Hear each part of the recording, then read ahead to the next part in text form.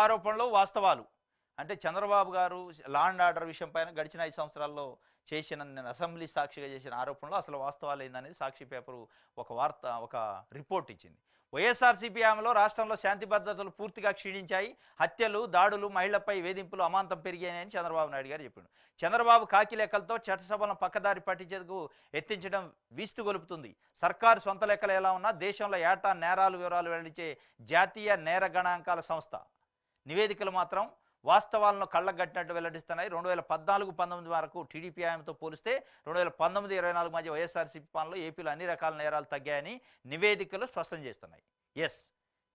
NCRB ఇచ్చిన నివేదికలు స్పష్టం చేస్తున్నాయి. 2014 నుంచి 19 మధ్యలో ఎట్లా ఉన్నాయి నేరాలు, క్రైమ్ రేటు, 2019 నుంచి 24 మధ్యలో ఎట్లుంది అనేది స్పష్టంగా ఇరు ప్రభుత్వాల పాలన చివరి ఏడాదిలో నేరాలు, దాడులు, ప్రమాదాలు ఎలా ఉన్నాయో చెప్పేందుకు అధికారిక నివేదికల్ని నిదర్శనం. ఆ నివేదికలోని పాయింట్స్ నేటి రాశారు, ఫిగర్స్ని.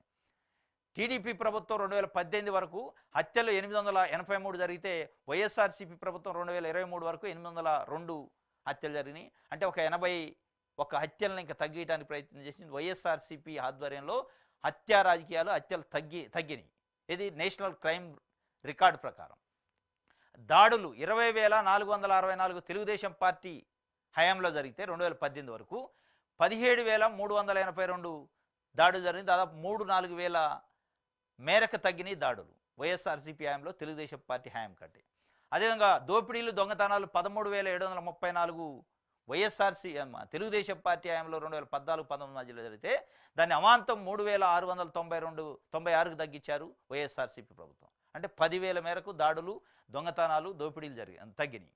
ఎస్సీ ఎస్టీలపై నేరాలు 2,528 తెలుగుదేశం పార్టీ హయాంలో జరిగితే 2,180 వైఎస్ఆర్సీపీ ఆధ్వర్యంలో తగ్గుముఖం బట్టి దానికి సంబంధించిన ఇది క్లియర్ కట్గా కేంద్ర ప్రభుత్వం విడుదల చేసే క్రైమ్ బ్యూరో రిపోర్ట్కి సంబంధించి ఈ ఫిగర్స్ సొంత ఫిగర్స్ కాదు.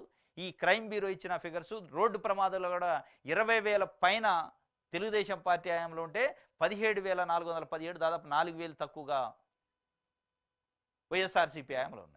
ఇదే విషయంపై రోడ్లు గుంతలైన ప్రమాదాలు జరిగినాయని తెలుగుదేశం పార్టీ మీడియా చెప్పింది. హత్యలు ఎక్కువైనాయి అన్నారు, గంజా ఎక్కువైంది అన్నారు, క్రైమ్ ఎక్కువైంది అన్నారు. మరి ఈ క్రైమ్ రికార్డు స్టాటిస్టిక్స్ ఇచ్చే ఈ ఎన్సీఆర్బీ అనేది అన్నిటికీ ప్రామాణికం క్రైమ్ రిపోర్ట్కి.